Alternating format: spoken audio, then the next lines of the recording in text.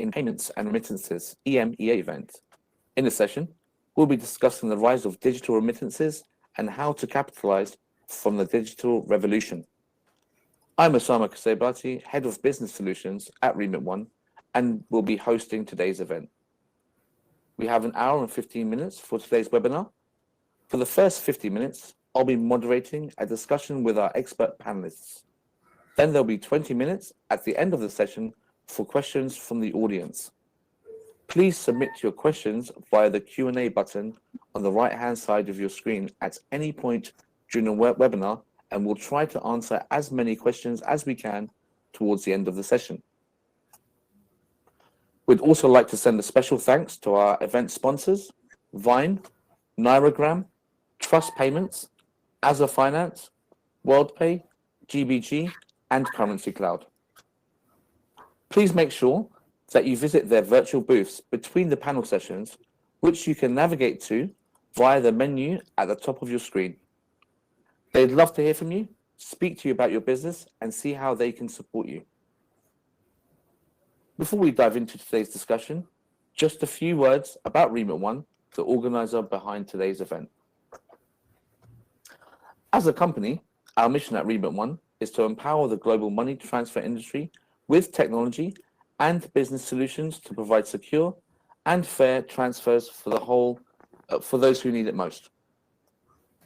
That's why in 2018, RemitONE launched Innovation in Payments and Remittances, otherwise known as IPR, to bring together various industry supply chain members to help drive positive change. We are grateful that so many of you have joined this session today to continue this mission with us. To start today's session, I'm very pleased to introduce our expert panelists. Firstly, joining us, we have Richard Arundel, the CEO of Currencycloud. As one of Currencycloud's co-founders, Richard has played an important role in the company's rapid growth. Having started his career at HiFX, one of the largest foreign exchange market brokers in the UK, Richard has a deep understanding of finance and payment sector. Prior to becoming Chief Evangelist, Richard has held successive positions as GM of Currencycloud North America Business, Sales Director, Client Relations, and VP of Client Services at Currencycloud, helping the company increase revenue, size, and scope. Next up is Assad Alawneh, the owner of Alawneh Exchange. Assad joined his family business in the year 2000 until present. Throughout the years, he has worked on automating the payment system of the company and enabling integrations with other systems. He has also worked on expanding the agents and correspondent bank network. In addition, he has also introduced the digital transformation of payments in implementing new payment channels for remittances to include e-wallets, remittances, and card remittances. Next, we have Luke Flomo, CRO at Vine. Luke is an expert in the payments field with over 15 years of experience, specializing in driving conversion of improving customer loyalty at a global e-commerce brands. As CRO, Luke is responsible for driving and managing revenue streams to accelerate Vine's ambitious growth targets. And finally, we have Walter De Cruz, the CEO of Moneo Solutions. Walter has over 35 years experience within telecommunications, mobile and financial institutions. He's a seasoned expert and business leader in the payment space with particular expertise in emerging technology and cryptocurrency. So without further ado, let's go into today's panel session. Just real quick, guys. So we can have several questions now. We like to offer out to our panelists. We'll direct each question to each of you, but please feel free if anyone has any sort of other input or would like to discuss anything about that particular subject, please feel free to jump in. So my first question is to Richard. And my question to you is, we have seen a drastic change in the payments industry in the last 5 to 6 years, especially in e-payments or wallet payments. In your view, what have been the main developments in the industry? Do you think these developments are to stay? And is the growth of digital payments sustainable post-COVID? Yeah, thanks, Oussama. And I should probably clarify, especially to my CEO. So I'm the chief evangelist rather than the CEO. I thought I'd been promoted here live on this, which has been great. But Mike, if you're listening, then I'm coming for you. Anyway, so there's there's lots to unpick in that question. And you're right. There's a load of change over the last 5 or 6 years in the payments industry. I think I view it in kind of three sections. I think that firstly we've seen huge advances in the core technology, and in particular kind of customer trust in this technology. We've seen, especially in the MTO and the remittance space, we've seen kind of rapid rise in kind of digital first MTOs, which has driven kind of more established MTOs to respond by rapidly kind of introducing some kind of digital initiation and funding capabilities. I think these digital first MTOs have just seen such rapid growth. Even pre-pandemic, they were seeing this. And I think it's nearly a third of kind of incumbent remittance companies have now become digital, and the pandemic has obviously accelerated the kind of these digital trends. I think on the technology side, more and more of the products and services delivered by technology and accessible by APIs. So the menu that kind of remittance companies get and can choose from has just gotten bigger and easier to read. And in terms of kind of mobile banking as well, mobile apps and mobile banking downloads is kind of up 50% year on year. People are preferring this digital method. And I think if you think about it, the unbanked population around the world, more and more of them have just got access to mobile banking. So they actually have digital funds rather than physical cash. And if you think about it, often physical remittance was born from necessity, I think, rather than choice. So that's where I see the first one in kind of the advances of technology. I think you've also seen improvements to the pipes or the actual mechanics of moving money. You've seen kind of improvements on a domestic front. You've seen improvements to traditional methods like SWIFT and the introduction of kind of SWIFT GPI. I think we're going to talk about this later, but you've seen kind of serious improvements to how money gets into the ecosystem, improvements in open banking, etc. New routes are opening up, harder to serve markets, controlled currencies, kind of onshore, offshore FX payment and FX capabilities.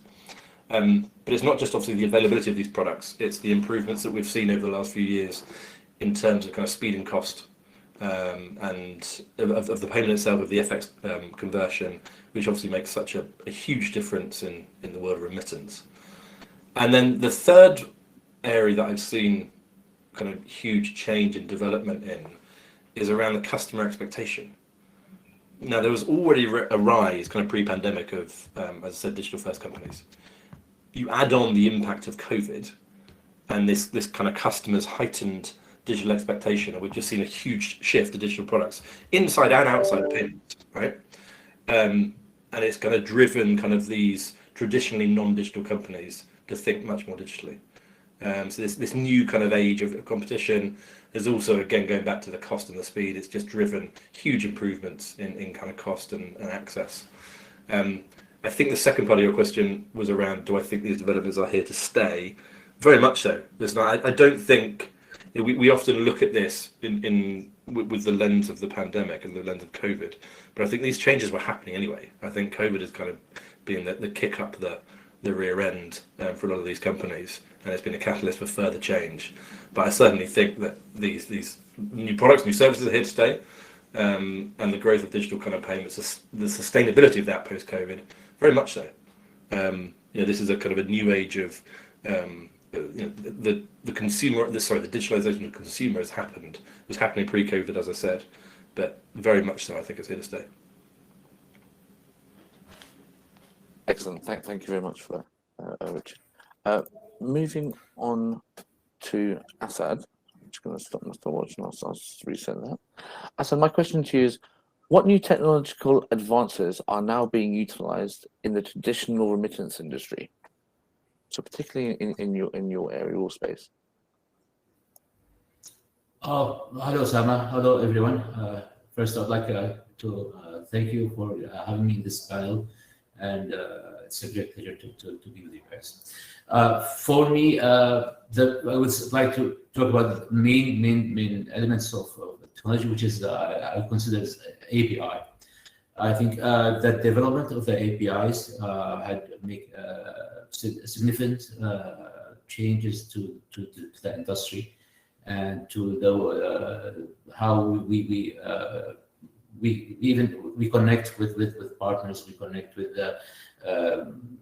other services, and to provide the services in a different way. APIs is is now a key driver for the fintech and for the payments industry. I guess without the APIs, we wouldn't be able to provide digital payments, or even mobile applications, or payments through the mobile application, sending and receiving the remittances through the API, through the mobile application. Okay. I think as well this will increase the volume of the transaction. Okay, because I think fintech company now, they are main development they have is the API. Okay, because they can connect to any other service providers in the industry.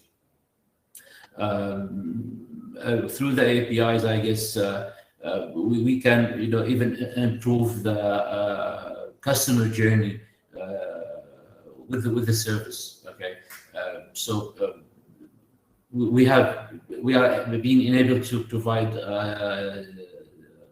payment through the mobile application because we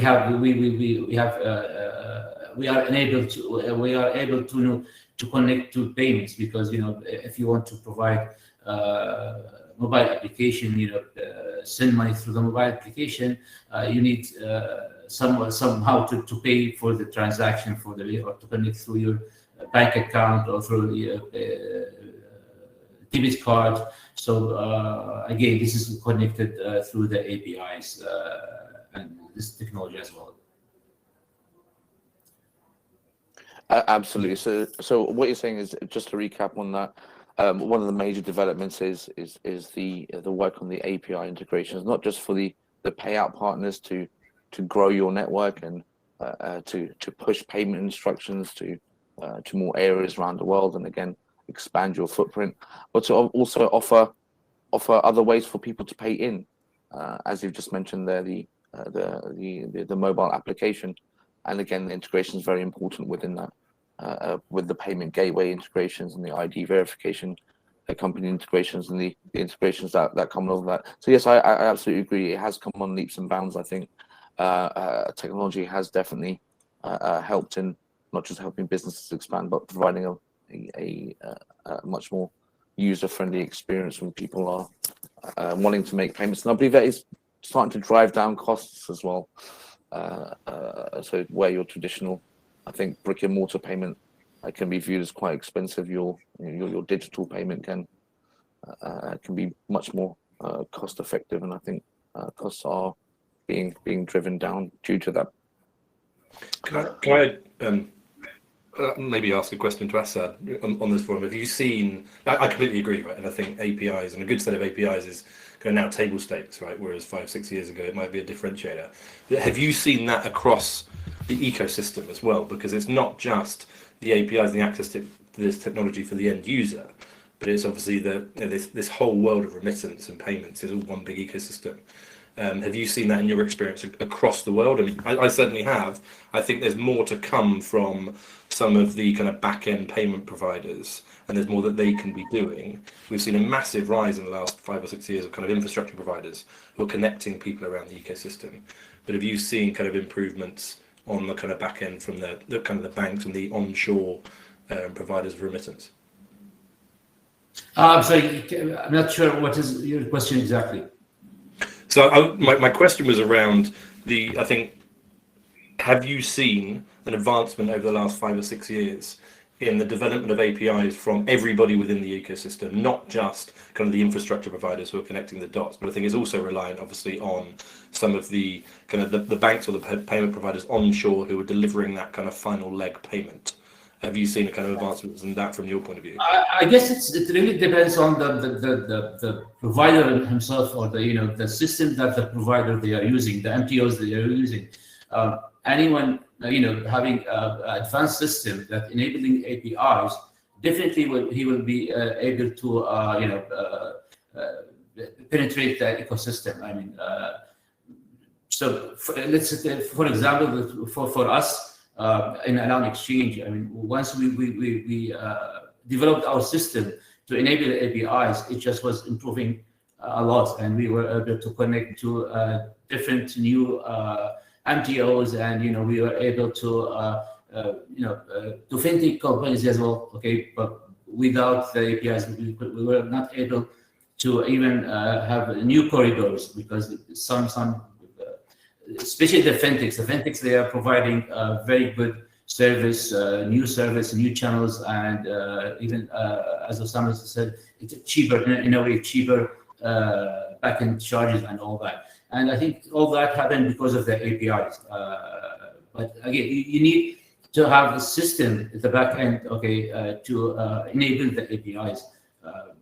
Otherwise, you'll not be able to connect to different ecosystems. And for us, even again, an example from Jordan, with the API, we were able to provide bill payments in the Jordanian ecosystem, which is enabling all bill payments. Most of the governmental services are providing or enabling digital payments, and that all happened because of having a system infrastructure to enable bill payment in Jordan, and we were able again to connect to this service because of the API. Can I?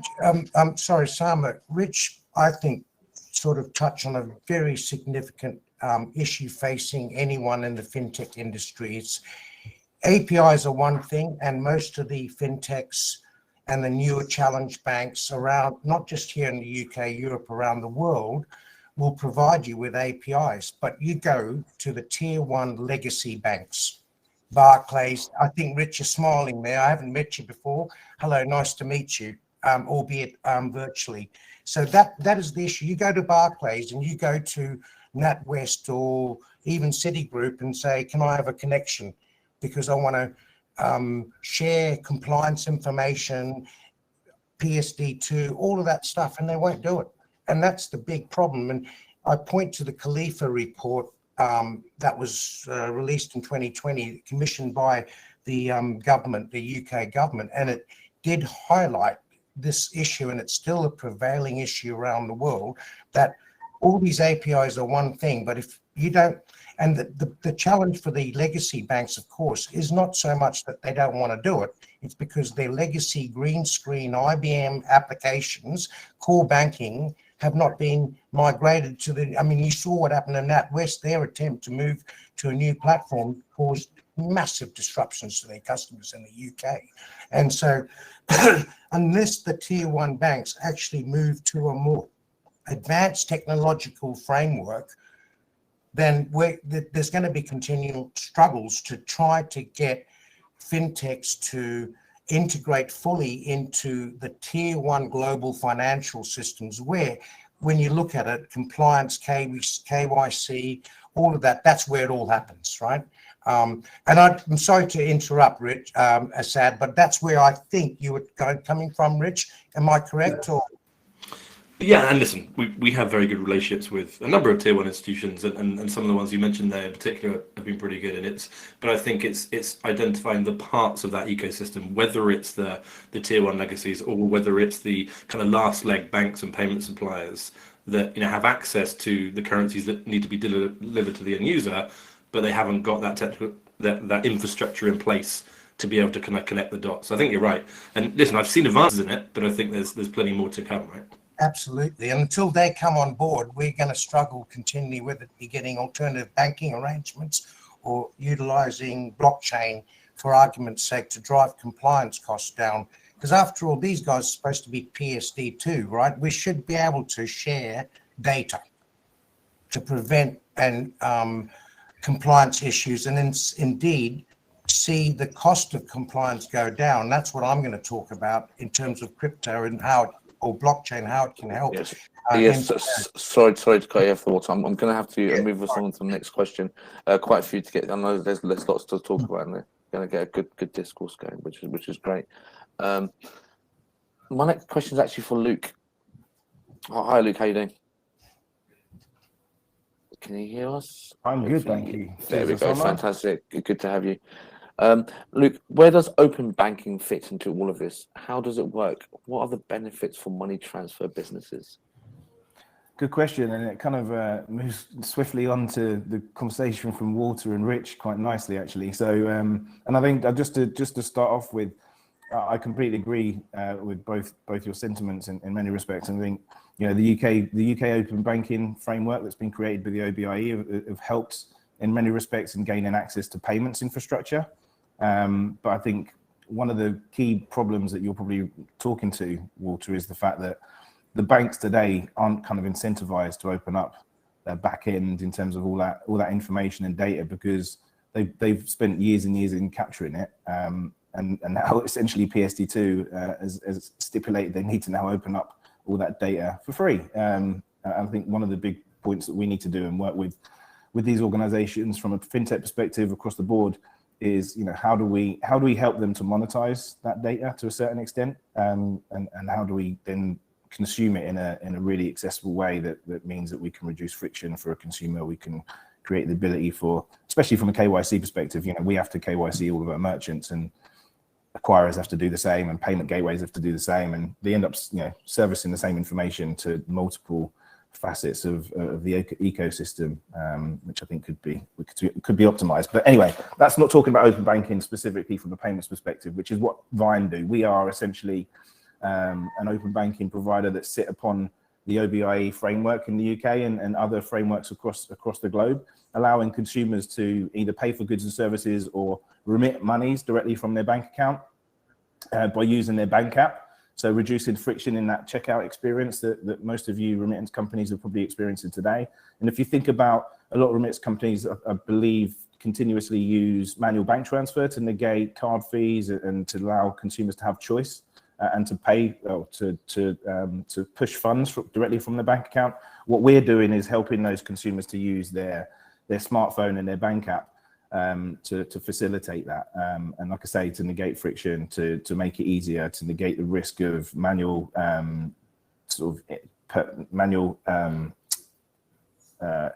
steps and issues with respects to the manual bank transfer process. And we do that basically by allowing the consumer to connect directly to their bank app by deep linking that consumer from the remittance company into their bank app and processing that transaction using biometric authentication. So again, negating two-factor authentication that you have to do for a debit card or a credit card because of PSD2 implementation that's obviously started to take shape, and a lot of people are having to bed that into their existing checkout experience to make sure that they're aligned to the new regulation. I think one interesting fact is that about 80% of the UK population have now got a smartphone, and about 78% of adults are now digitally banked, and 14 million of them have got a digital-only bank account. So, you know, there's a real demand for this as a utilization of a payment infrastructure. There's, you know, consumers are fickle. They've got less time these days. You know, instant gratification is very paramount. I think the adult attention span has gone from something like just over 12 seconds to 8 seconds in the UK and across the globe. And that means that we have to make this process of transmitting funds across the globe as easy as possible. And that's what we do. So like I say, the ability for the consumer to negate the input of putting in their 16-digit PAN number, expiry date, CB2, going through two-factor authentication, that is something that we push quite hard from a value proposition perspective. Many of you may be aware that, you know, open banking hit the 5 million consumer mark. So consumers are utilizing this type of technology on a day-to-day basis. It's now up to us, you know, across the globe to start allowing consumers to utilize this payment method in all the different user cases and scenarios they would wish to. And we've actually got one remittance company that are doing this today. So they were using debit cards, mainly debit cards and manual bank transfer. And they've migrated a large percentage of their consumers over to Vine as a payment method, facilitating the ability to use account to account or pay by bank technology. And they've seen a huge growth. So they've seen over 60% month-to-month growth in open banking powered payments. They've seen a huge increase in their acceptance rate. So it's around 96% on open banking compared to 88% on cards. So essentially, of those consumers that are looking to remit monies, they're able to do it for a higher proportion of those consumers that are coming to them.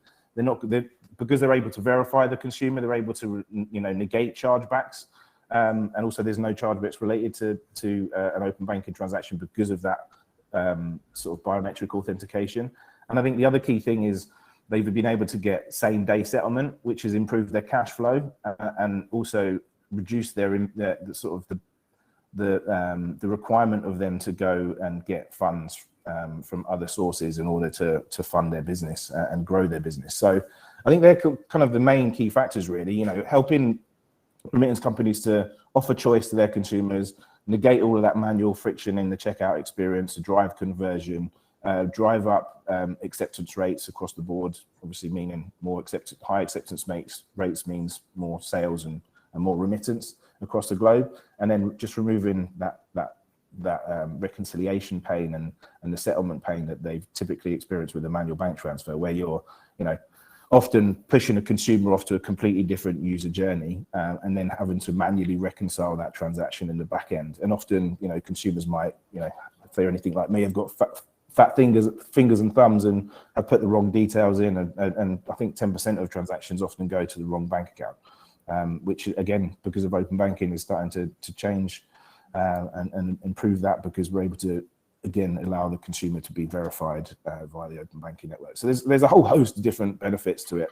But yeah, we're working with a lot of remittance companies who are seeing the benefit. And I guess the question for me out to the rest of the panel is, are you using open banking and what are the benefits you're starting to see from this solution?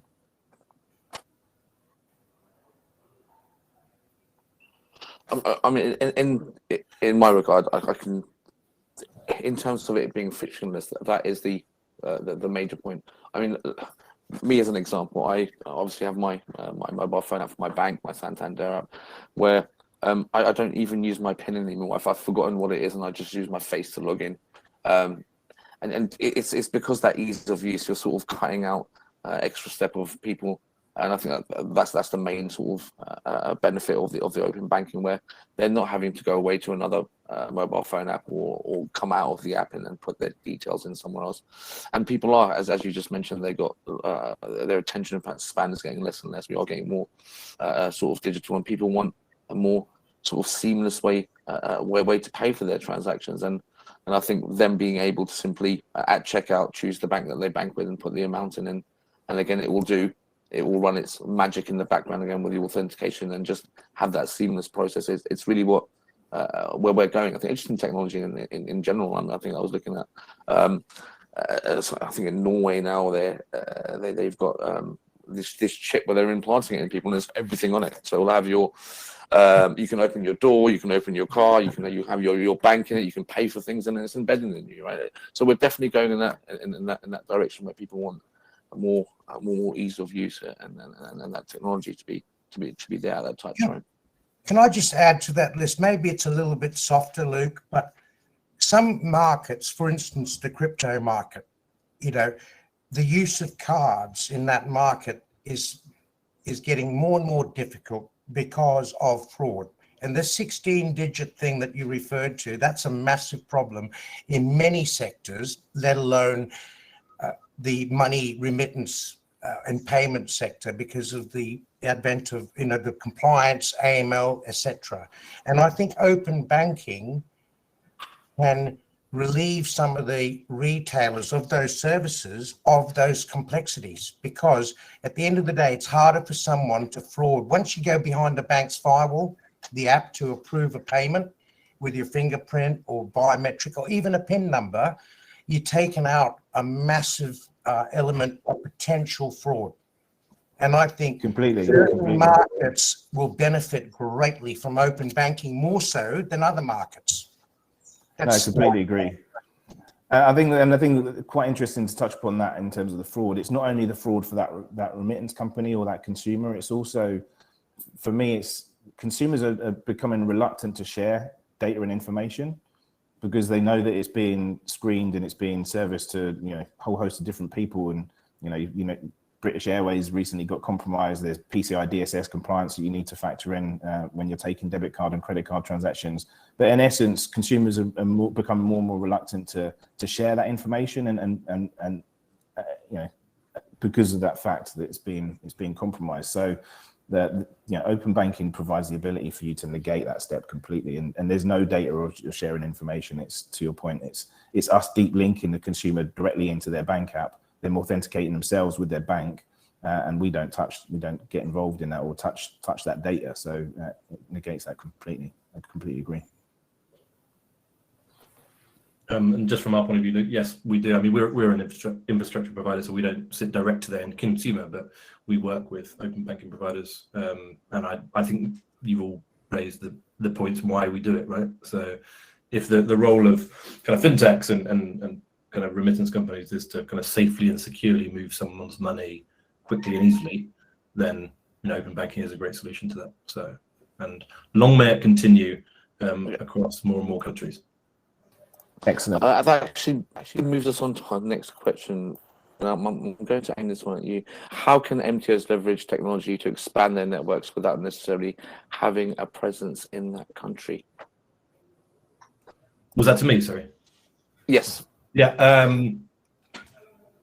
So how can MTOs leverage technology to expand their networks without necessarily having a presence in that country? So listen, I think we've given some good examples so far, but what you'll learn from me is I like to classify things in rules of three. So I've kind of got three answers to this. I think firstly, listen, if you're looking at expanding your network, I think we talked about this earlier. One way to do that is expand the number of kind of payout corridors or countries you can send money to, which ultimately expands your user base within the country that you're working in. So if you're a remittance firm in the UK, for example, and you're servicing one kind of corridor, UK to India, there's a good way to expand your network by adding on Philippines, adding on Indonesia, for example. I think the second way you can do that is maybe look at collections as well as payments. We talked earlier about the kind of rise of kind of e-payments or wallets. And so we have a product called Spark at Currencycloud, which is effectively kind of a multi-currency account or multi-currency wallet, which allows MTOs to pick up the additional flow from money coming in, from inflows as well as outflows. I think thirdly, from to the point around without necessarily having to have a presence in the country, I think it's kind of partnering with companies who can use technology to leverage their licenses and their compliance and their regulation, which enables you to kind of expand on a global basis without necessarily having presence in that country. It's pretty hard and time consuming to go and get licensed within your own right, and we can talk about that and where I think that needs to go. But there are partnerships. Currencycloud is one of the people who we work with a number of people who want to kind of expand into jurisdictions in which we're regulated, but they're perhaps not, to allow them to kind of go quickly and much more cost effectively to kind of expand their network into a new country. I think to do all of that, I think as we've been talking about today, the key is kind of partnerships. The key is in the ecosystem. The partnerships allow you to add additional products and services, additional jurisdictions to enhance your business for your end customers through the use of technology. There's these kind of one-to-many integrations, which have, back to the original question, which have kind of appeared over the last kind of 5-6 years to allow kind of these MTOs to really enhance and really grow their business. Brilliant, fantastic, thank you for that. I'm going to pose the next question. Actually, next one's for Walter. How can crypto and blockchain assist MTOs in facilitating cross-border payments? I think you're on mute, Walter. Broad question, but I'm very excited to respond. Thank you, Oussama. firstly, I sat and watched the first panel today, the first session on digitization, and a lot of that crossed over to what we've been talking about today, which leads me to believe that actually it's not about crypto and blockchain assisting MTOs in facilitating broader cross-border. It's about how they're going to migrate into the digital world, and blockchain is just one technology platform, I guess, that will support that move. My only comment would be, don't boil the ocean. Yeah, if you're thinking that you can create a blockchain solution that's going to go pay in, pay out everywhere, that's just not going to happen. So you need to pick, the MTOs will need to pick very much their vertical markets or the application and the corridors, and work with the regulator and partners to build that solution out. I don't see that being overly challenging. However, in today's world, the cost of compliance is getting higher and higher, and that's where I see crypto coming into it. It's in terms of reducing that cost of compliance. In actual fact, the cost of sending money or moving value is going to get cheaper and cheaper, yet the cost of compliance is going up. So that's where blockchain can assist. It's not so much in the transfer of value, because it's a currency, right? It's the value is whatever the market perceives it to be. It's the actual, what can you include in that blockchain that will enable for better compliance, better transparency, and therefore less people or humans touching it, therefore driving your costs up. And that's my general comment on how crypto can facilitate. I hope that that sort of will create more questions than answers. That's what this panels are for. So I'm here to, help out as much as possible. But the previous session, that was a really brilliant session in terms of, the formalization of that crypto digital markets and how that's going to help MTOs. Walter, would you say that crypto is stable enough, though? For example, we've seen what's going on with the Bitcoin, obviously wildly going up and down. Yeah. In some places it's being sort of blocked. Do you see it? Two things really. Is it too volatile really to use as for remittance? And secondly, do you see people clamping down on it, and what effect could that have on it? Well, firstly, I don't consider Man United or Liverpool representing the Premier League. There's so many clubs, right? Bitcoin is only one coin currency. There's a lot, my belief is that stable coins or tethered technology or tokens specific to either the vertical market or a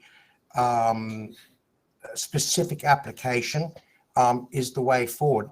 For me, I can't foresee what's going to happen to Bitcoin. I really can't. It is a very volatile market. I'm hanging in there. I believe the value of Bitcoin is where it is now. It's going to be the long-term value. However, there's until then, we're going to have to be exposed to a bit of fluctuation in that market. That doesn't mean that Bitcoin won't take its place. I think it's more of a wholesale product than a retail product. Yep. And I think you'll see specific tokens or utility tokens, being developed for specific markets and specific applications. So yes, you're right, Bitcoin is unstable, but I wouldn't use Bitcoin as a barometer for blockchain or crypto for that matter. Yeah, and also absolutely. Oh, sorry, Lee, go ahead. So sorry, Oussama. I was going to say, I think crypto is quite an interesting subject matter because there are cryptos that are linked to currency, for example. They're a lot more stable.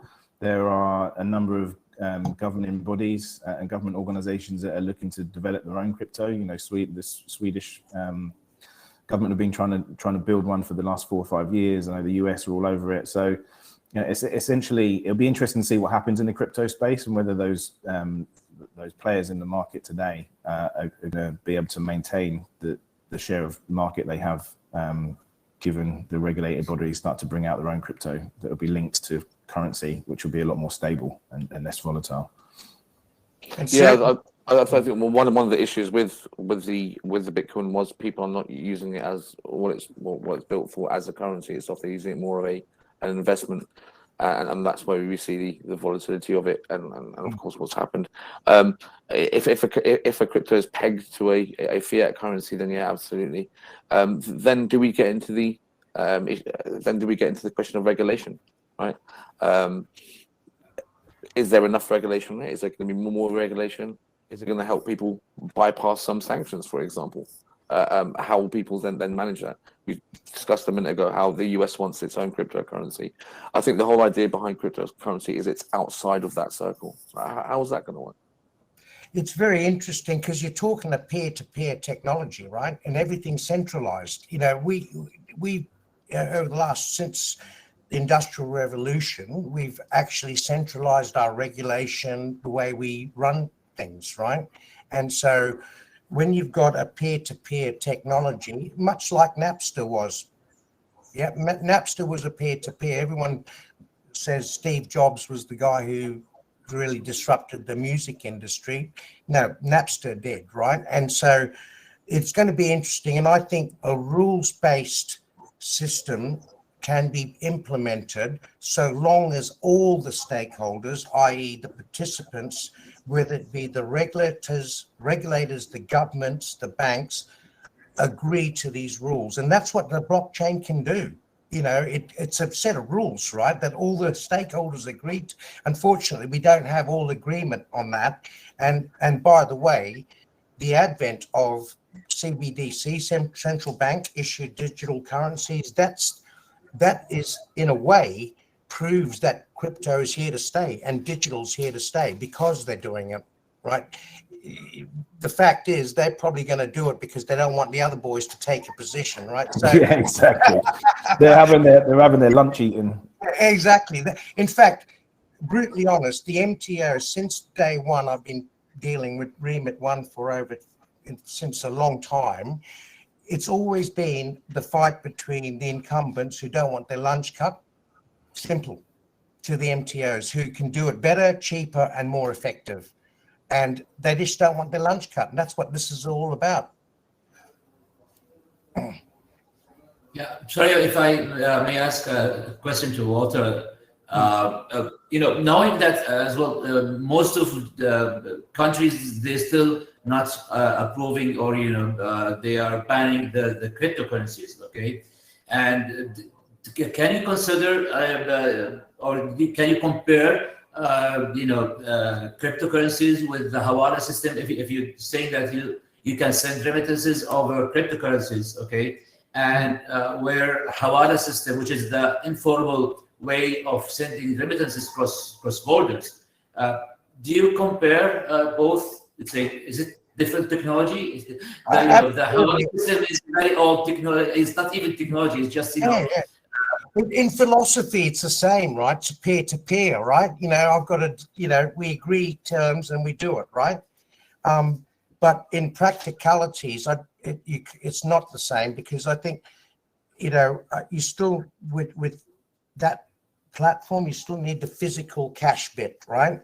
But crypto can be used at the back end to move the value, to settle, to reconcile, right?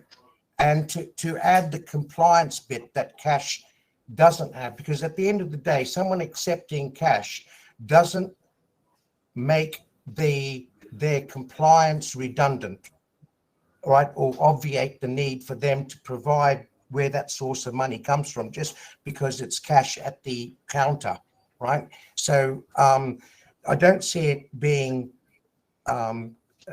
it's complementary. In fact, I think crypto can help that whole platform and system.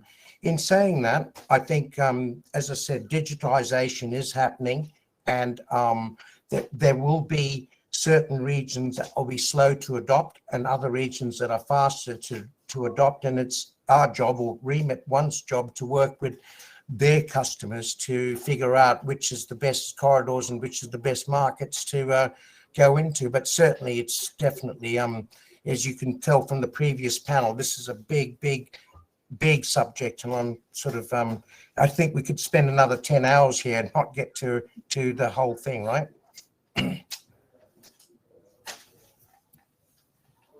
Thank you. Thanks very much for that, Walter. Thank you, Assad. I'm going to move on to our next question. And next one is for Luke, and then we'll go back to Assad. So next one for Luke. What are the critical questions to ask when evaluating a payments vendor gateway provider? What should we be asking? Oh, that's a tough one. Thanks, Oussama. I think there's a number of different questions, but it really depends on what you're trying to achieve in essence. I think most organizations are looking to acquire new consumers, retain existing consumers, and make life as simple as easy as possible for both the consumer and themselves in terms of working practices and UX and UI. So I think that, the key things you should be thinking about or contemplating when looking at a payment gateway, an acquirer, a vendor, or an alternative payment method is, okay, where am I operating? Where are my consumers based? And can that organization support me in those specific territories, either with local payment knowledge, insights, data, as well as connectivity? Because I'm sure most of you are aware, everyone on the call, but if you're operating outside of the UK, there are other alternative payment methods to the likes of credit cards, debit cards, e-wallets, and there are specific e-wallets and payment methods in certain territories. So again, I mentioned earlier, Swish in Sweden, a big open banking solution. Ideal in the Netherlands. You've got P24 in Poland. You've got Alipay, WeChat Pay in China. You've got Pix and Boleto in Brazil. So it really depends on where you're processing transactions, either that be consuming or receiving funds from a consumer locally and then distributing those funds globally, and where can that organization help either facilitate the inbound monies and obviously pushing that monies globally. I think the other key things to think about are not just what type of payment methods they help and support you to accept in terms of giving that consumer choice and driving up conversion, but it's what's the acceptance rate that provider can offer. So again, if you're looking at acquiring, if you're looking at different acquiring relationships globally, you often find that a local acquirer have a better acceptance rate because they see a direct connectivity to the banking frameworks, and which means they often can increase the amount of consumers that end up completing that transaction with a positive accepted authorized transaction as opposed to a decline. I worked with ASOS, which obviously is not a remittance company, but process transactions in 160 different countries, and when they were processing in the US, they had a decline rate of over 25%, and just by moving their acquiring locally to the US meant that they could drive up acceptance by some 15 to 18%, which meant that they had happier customers, more customers buying goods and services, and then obviously they were able to retain that loyalty play too. So it's a really important thing about acceptance. Obviously, the processes and working practices that sit behind transaction processing is really important. So obviously, in this day and age, everything's digital and everybody wants to automate as much as possible to remove manual reconciliation, manual processes in the back end. Typically are quite cumbersome, costly, and resource intensive. So if you're looking at settlement processes, for example, where you're receiving monies into your bank account and having to manually reconcile that, if you can negate that, you can obviously put that resource elsewhere in the business, which might drive more revenue, or deliver more product and features and benefits to your consumers. So being able to either manage settlement processes, chargeback processes, reporting and analytics in an automated fashion, I think is quite important. So I'd be looking to ask, what can that vendor provide you in that regards? And then obviously there's some elements of regulation that you need to be considering. So things like PCI DSS compliance when you're accepting credit and debit cards. So being able to manage a hosted payment flow whereby you can control the user journey and the UX from a branding consistency perspective, but negate that PCI DSS compliance risk and two-factor authentication risk and all the other elements of payments regulation is really important. So again, choosing a vendor that can help and support you in that front. And then things like settlement timescales. How long does it take for me to receive my funds? and be able to provide commitment to that end user as to what their FX rate might be or the conversion might be at point of sale is again really important. And then finally, pricing.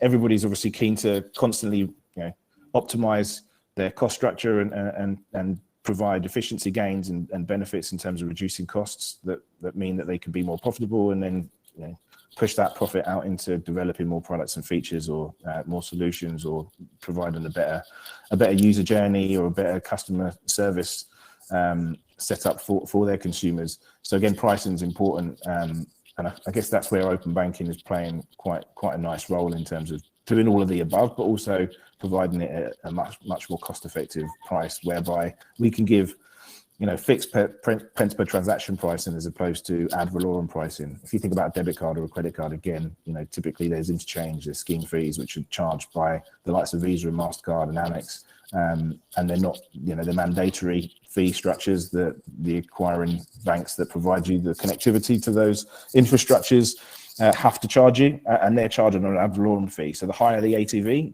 the higher the remittance of funds, the more you're going to be paying to process those transactions. So being able to do that on a fixed per transaction basis will obviously not only reduce your cost structure, but it would also mean that you have clear line of sight as to what their costs associated as you continue to grow your business. So I guess they're the kind of the main considerations that I'd call out when you're looking at a payment provider, either that be an alternative payment method or whether that be looking at a specific gateway or acquirer to support you on your journey.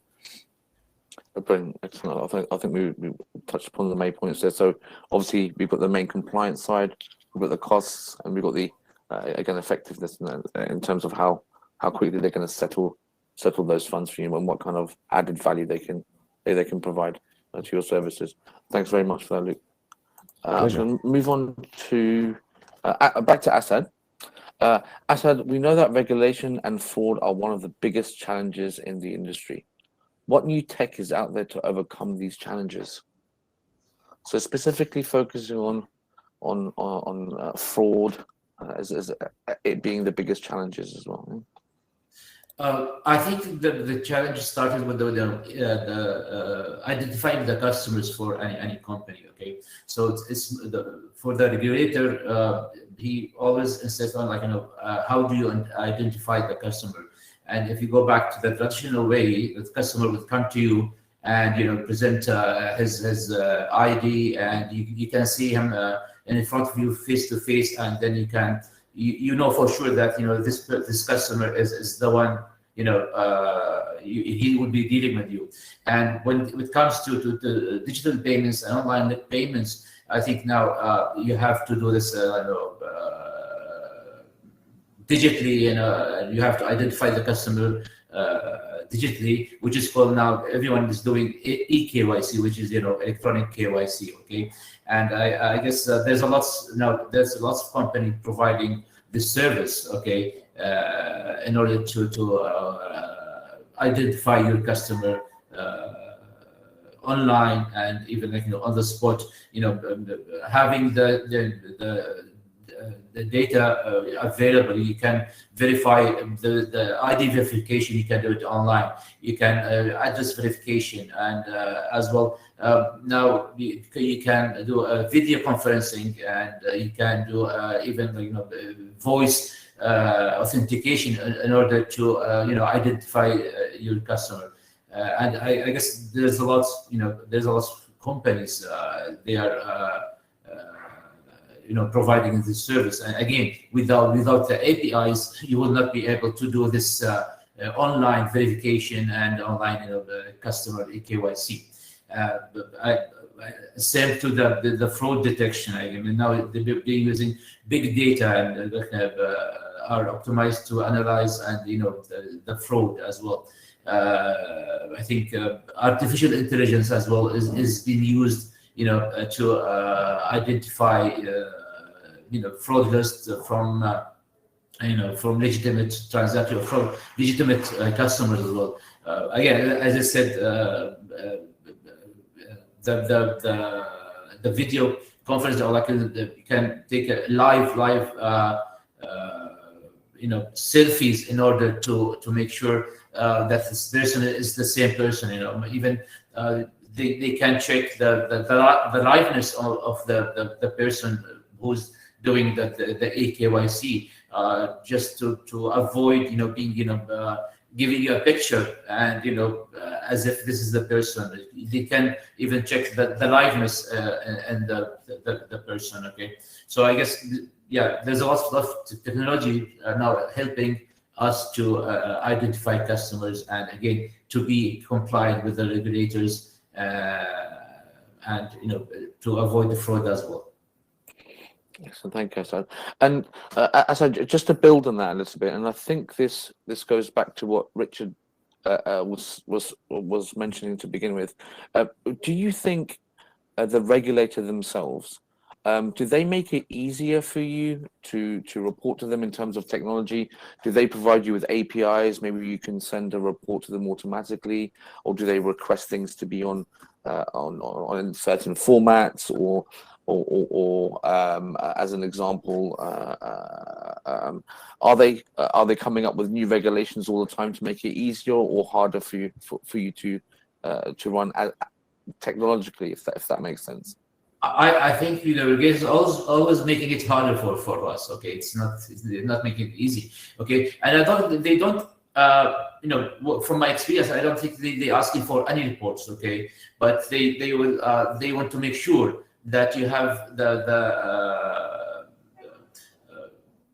system, okay, that to make sure that you are identifying your customers. But from my experience, I don't think they are asking for any reports, okay, and they're asking for, in case of the again for the AML and compliance, they would ask reporting for certain suspicious cases and all that.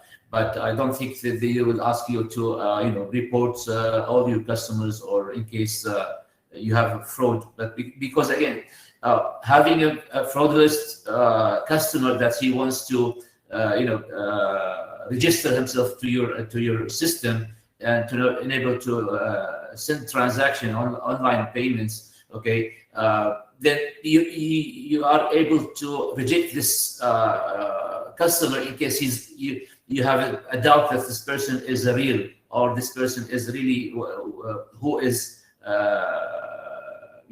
telling that he is. Okay, so maybe the system will provide you with rejected cases or rejected customers who try to register in your system.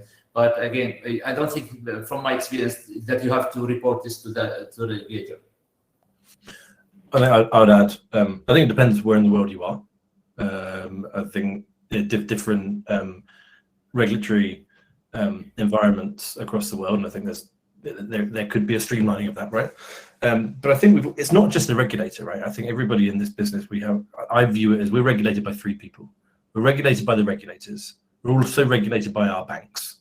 Let's not, but ultimately, I think everybody, be it banks, be it MTOs, be it infrastructure providers, have an obligation and should be kind of regulated by the end customer and the ability of this information. And we should be doing everything that we can do to ensure that money is sent, yes, cost effectively and yes, quickly, but safely and securely around the world. And I think that there's so many advances in kind of reg tech and fraud prevention, and it's not going to get any easier because of these advances. So there's going to be an expectation that people are going to have to use them. And I think we all have an obligation to keep all of our customers' funds safe, to do what we can on the fraud prevention, the KYC, and then the overall kind of transactional monitoring side. In terms of regulation and transaction monitoring, what's kind of interesting is Richard, you're absolutely right. I think it depends on which region you're in, but what's also quite interesting is the kind of steps that each region have been taken or have not been taking. As an example, I know Assad just mentioned there in Jordan, they don't sort of request any particular reports. They just request if there's been any suspicious activities. Well, where on the other hand, I know that the FCA in the UK, they do request a specific report, and it has to be provided at specific intervals. Furthering on from that, in Dubai, I know they're coming up with lots of new regulations, but they again ask for specific reports in specific formats. Going one step further than that, Austrac in Australia. they're the regulator for Australia. We've built into our system where it now produces the OzTrack report and posts it straight to their website. So again, there's no, and I think it's quite good because they've made those APIs available, right? So they're trying to make compliance a little bit more attainable, and again, getting that information directly from the client, so from the MTO themselves, by being able to post that. I just think it's a much more neater, cleaner way. It makes it opens up the market a bit for people, because then, you know, look, if they're abiding by these regulations, that was what was supposed to happen with PSD2. Everyone's supposed to abide by PSD2, and the banking world's supposed to open up for everyone, which unfortunately didn't happen. Obviously, to that extent, we abide by most of the rules, and yet we still get sort of rejected from sort of having bank accounts and things like that. Yeah, I think the intent is there for everybody, right? The intent is the same. And what we're trying, it's just how people go about it, and people's interpretation is slightly different. But I think if you think about what compliance is and transaction monitoring is there to do, is to keep the money out of the hands of bad guys, right? It's to kind of prevent kind of fraud, prevent kind of money laundering, and also to prevent kind of anti-terrorist financing. So I think everybody has the same intent. It's just obviously different people will interpret that, and they're on different stages of that journey. I think that hopefully, I think everybody here will hope that becomes streamlined.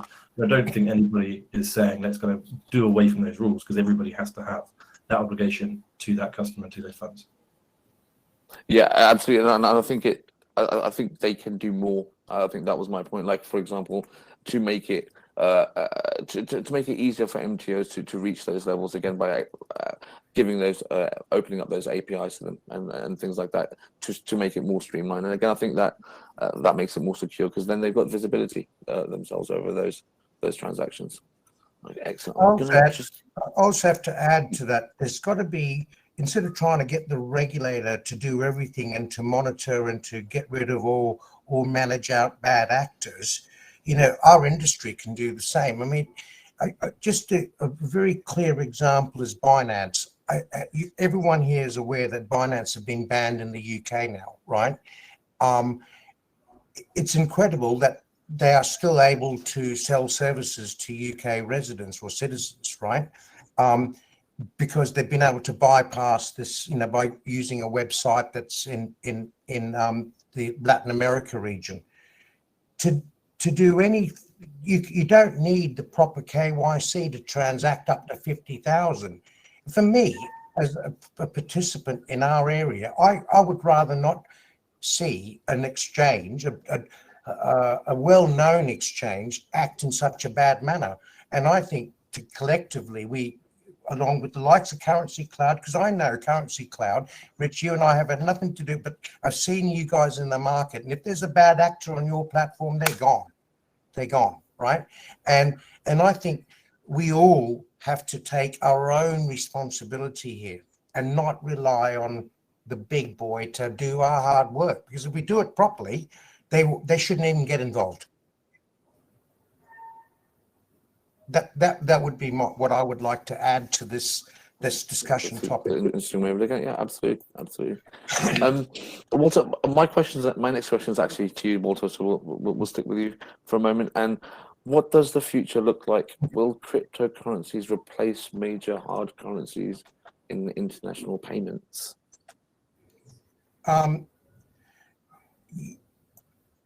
I don't know what the future looks like. It changes every moment. We don't know what's happening over and up to our Eastern European friends. But certainly in certain corridors, or digital currencies will replace hard currencies for international payments or remittances, right? Whether it be central bank issued digital currencies or the likes of Bitcoin or some specific tethered or stable coin, a token program, most definitely. Are we talking peer-to-peer, or are we talking for the settlement of bulk transactions? Settlement of bulk transactions, because actually it's cheaper from a compliance perspective. It's more transparent, and it gives the distribution element a lot more flexibility. So I think it's inevitable. It's going digital, and you can't stop that, right? I think the big challenge is it going to replace hard cash in the high street? No chance. No chance. Not certainly in certain countries, like, you know, the developing countries where cash is still a big way of paying and exchanging for goods and services. It's not going to replace cash, but certainly in the UK, developed nations like Europe and the UK, I think, what was the name of the Cash Point? They're going to have less than 2,000 machines in the whole of the UK in 5 years' time, cash machines. I would suggest that where the big change is going to be is in the use of open banking and the eradication of cards. And you talk about how to front fraud and regulation. Open banking is the easiest way to do it. You know, it simply is, right? You can't, if a bank gets defrauded through their firewall, that's a more difficult situation than someone stealing 16-digit numbers and a CVC code, right? Which you can buy on the dark net. So for me, that's where the future, it's hard to determine, but crypto or digital currencies will play a predominant role, particularly in the wholesale markets, in the moving of high value across borders. Will it have an impact on any transactions sub $200 or $500? I think it's going to take a bit of time for that to take place. I'm not to suggest it won't, and I think where it will happen, it's not going to be with Ethereum or Bitcoin. It'll happen with a token, a stable coin, because of the cost and settlement issues regarding those aforementioned currencies. Not just the cost, right? It's the volatility, I think, is the big play, right? You know, if I buy Bitcoin, you know, to now, and then 3 seconds later, it could be down 15%. And exactly. There's not too many exchanges that give you a spot price and you can close and deal boom boom within seconds. And if you're buying something from Amazon, right, that's not going to help. That leads me on, actually. You know what? I think it's apparently eBay are announcing they're going to take on crypto, right, very soon. And I think it's inevitable that Amazon will do so in the next 12 to 24 months. And I think once one of those big e-commerce platforms adopts it, that's the game over. That you'll start seeing absolute acceleration. Don't ask me when, but I think it's inevitable in the next couple of years. I don't know whether anyone else disagrees or agrees with me on the panel, but I think Richard, do you agree with that, Richard? Do you see crypto taking over hard currency? I think we could talk about this for hours, right? I don't want to munch crypto with blockchain. I think the underlying technology is really interesting. I also think it depends on time horizons. I think, you know, in the last few years, it's, you know, maybe the crypto has been a solution looking for a problem, but I think there are more and more. I think this is probably, it's about time now that certain cryptos or blockchain went more mainstream, and you're going to see more applications for it. And I think there are definitely solutions out there that can use a blockchain-driven solution, whatever crypto or stablecoin that might be. I have no idea on time horizons. It's certainly not within the next kind of 12 months, but I think if you're looking a few years down the line, I think it'd be really, really interesting. I've had many conversations about this, but it's not a quick 2-3 minute conversation, I don't think. But listen, I think ultimately and whether blockchain or crypto is put on a pedestal, we need to find solutions and remember what the customer problem is.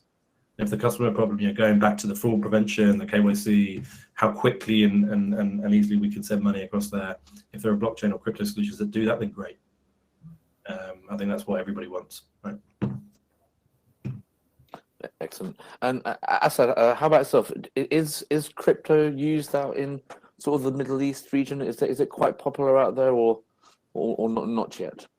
I know that it's still illegal, and most of the central banks are prohibiting using the cryptocurrencies. Okay, and the advanced one, or some of central banks, they are talking about having their own cryptocurrency. Okay,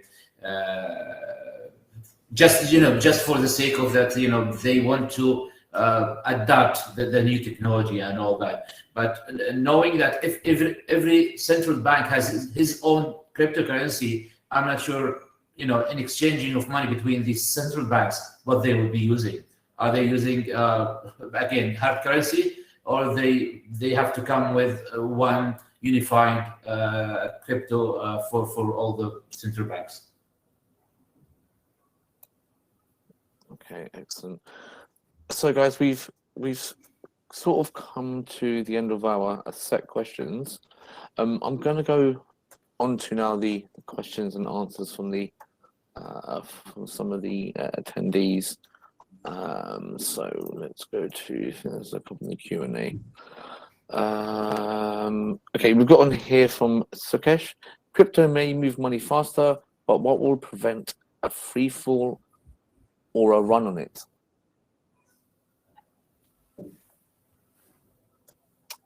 I would say pegging it to a fiat currency. Well, what would you say, Walter, to that? Well, not all cryptos are. Not all cryptos are. Yeah, I think Rich, on our back, right?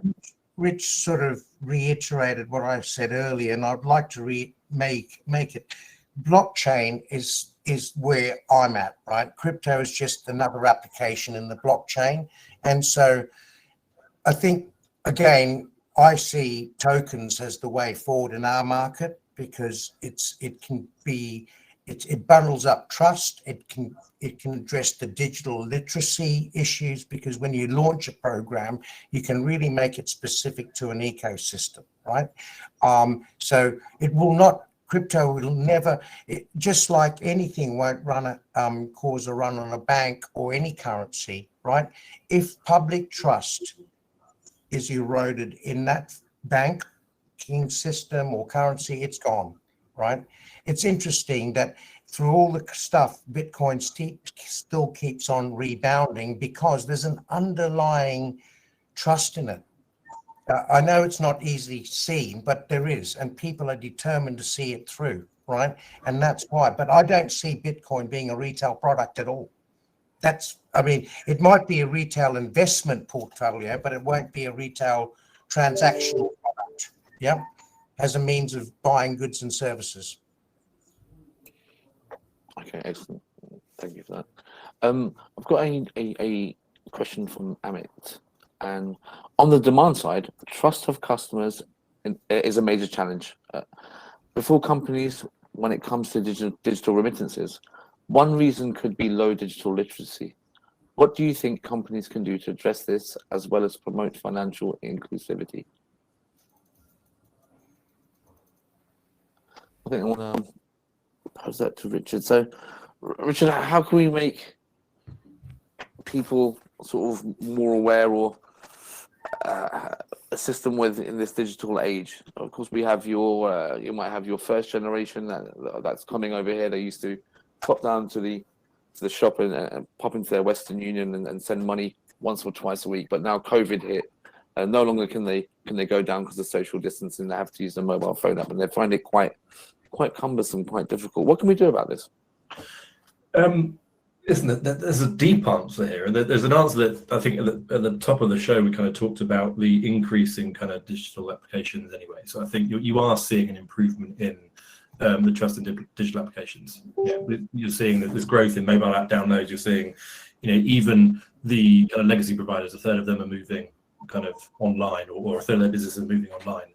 Some through necessity, they've had to do it during COVID, but I think some because actually the trust in certain areas of the world is higher. But I think in terms of kind of digital literacy and the trust in maybe some developing countries, I think is interesting, because I think ultimately the wider goal here is to digitally enable everybody. I think the deep part of that answer is actually to enable this and to enable kind of financial inclusivity in this kind of new world. There's a basic kind of global digital enabling infrastructure improvement that needs to happen in terms of electricity, in terms of access to broadband and internet. Before, especially on the kind of last leg payout. And I think if you think about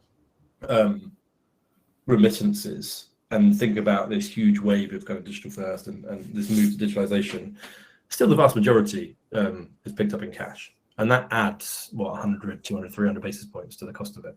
So I think if we go back to kind of fundamentals, there is some infrastructure improvements that we have to make in some of these developing countries to enable this kind of digital literacy and financial inclusivity. Brilliant, excellent. And Assad, so while we're experiencing the Middle East, we know we have lots of migrant workers, lots of expat workers working out there. Are they still going down the street to their exchange houses, handing cash over? Are more and more of them going towards the mobile phone apps? And how can we get more of them to use it, do you think? Unfortunately, they still, maybe it's not. It's unfortunate for someone, it's good for others. But I think, yeah, there's the majority are still using cash. Okay.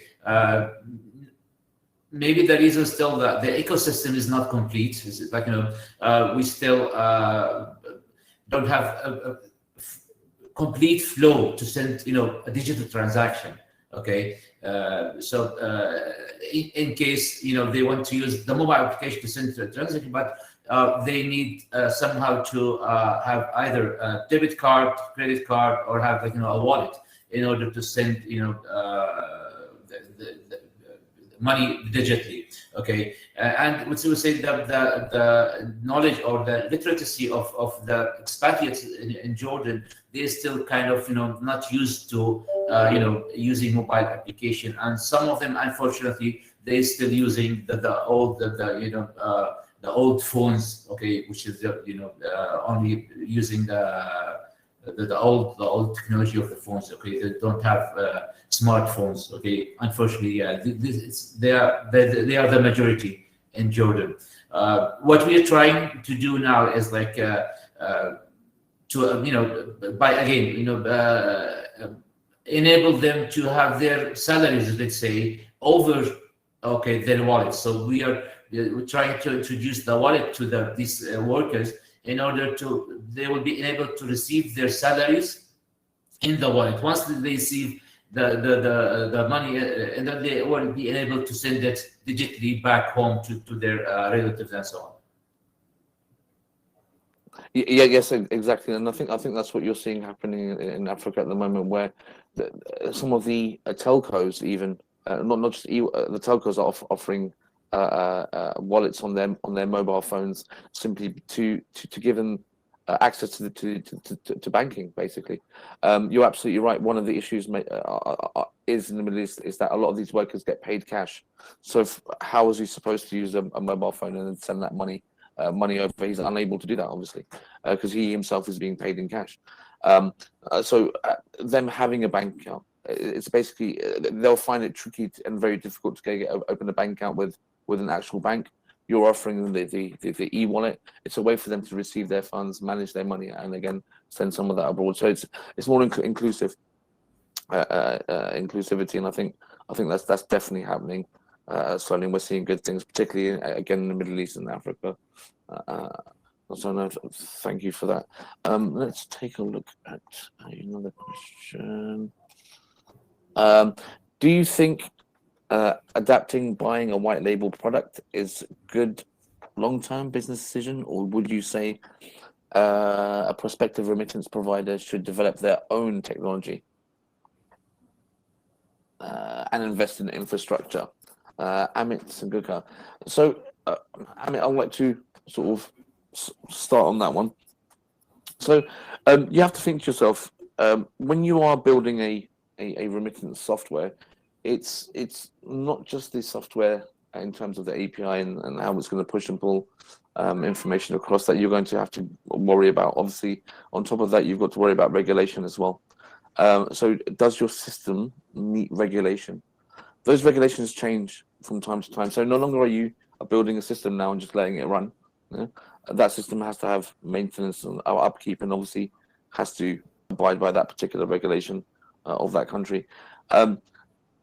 Then obviously you're going to have your API integrations. Those integrations themselves, they're going to have to be maintained on both sides. So not on just the side that you're building to, but let's just say your payout partner that has an update or an upgrade every couple of years. you would then have to maintain that integration as well. So there's lots to think about. It depends on what resources you have. There are benefits to both and disadvantages to both. There are companies that you can rent software off, or you can buy software off. So depending on the number of transactions that you're doing, it might be beneficial for you to start off by renting, and again then go on to purchase that software. And again, there are no sort of transaction fees or anything like that. You could then own that software. Some of them even give you the source code and things like that. Or if you want to build yours from scratch again, but you'd probably need an ongoing solid team behind that. It wouldn't be a case of I'm building a front-end mobile phone app and that's pretty much it. That's all I need. And there's lots to it. So it really depends which position you're in, size of your company. It swings around. A bit of a difficult question to answer that one, I think. Does anyone else have any thoughts on that one? I think you're right. I think it depends on. It can go back to the purpose or the mission of the company, what you want to do and how you want to service your customers. If there's a white label product, off-the-shelf product that allows you to service your customers in the way that you set out to do, then great. That's a great way to get to market. If they're a white label, if that kind of white label infrastructure throttles you in any way to achieving kind of your purpose, then you should probably look to invest in kind of the infrastructure. I think you said it right. It really depends on what stage you're at, the technical expertise you have in-house, but ultimately what you want to deliver to your customers. Brilliant, thank you for that, Richard. So, and one from Joseph: do you think the stable coin will be the best coin for use on a remittance platform, or could individual companies create their own token to be used on their platforms?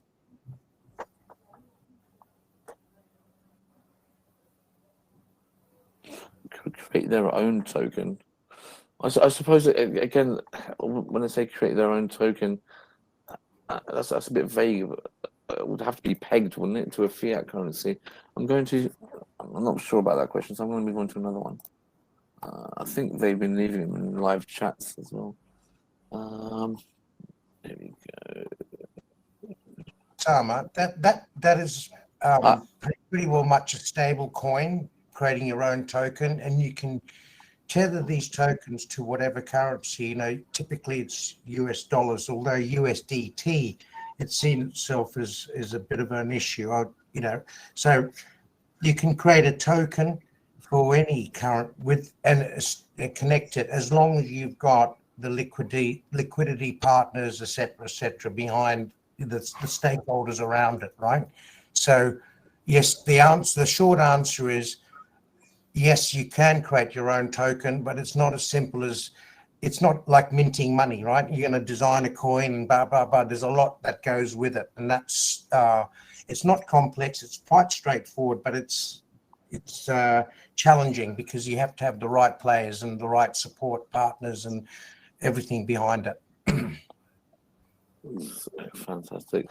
So I'm just going to sort of take one more question before wrapping up. And I'm just trying to sort of flip organize for some, and also finding foreign partners. I can't seem to find my opinion, the poor are over-regulated, and ludicrous as big C baddies get away with big money move, but the bank presents the small guy who want to send $100. I'm not sure about that. I think what this gentleman's trying to say is that some corridors are more regulated than others. That's just understandable, I suppose. Small. I think a lot of the regulations are put in place because either actions have happened. Like for example, I know that it used to be that you could remit up to I think $800 in the US in Texas in particular without providing ID. There was a big activity detected at one point. This was not so many years back, and that's when they dropped it. So they lowered that that expectation of providing ID for a payment to $300, because they were found that there was some organization going on here. So there were literally these little MTOs being set up all over, and they were laundering money and pushing it across the borders. So these rules and regulations we have there, they're not, and again, they're there to protect people. I think Richard pointed upon that. It's what we are, our end goal anyway. As long as they don't sort of suffocate us and stop you from doing business, I think they're there for a reason, and they have come about because of certain situations. Here you go. So hopefully that's. Does everyone on the panel agree with me there? Are there any other thoughts?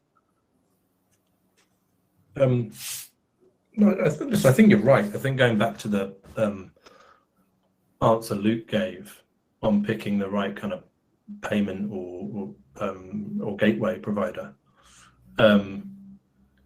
compliance is part of what we do. Yeah, as payment companies, we're effectively compliance companies, right? We're in that game. So I think when you're looking at building out your service and the kind of partnership ecosystem, and whether it's yourself or someone else actually providing those payments, I think compliance and how they conduct compliance from both the initial onboarding KYC to a transactional monitoring needs to be part of the consideration. Because you said you're right, we all do it for the right reasons. It's just how we do it is different. I think there's been some massive improvements on the RegTech side over the last few years, and there will continue to be.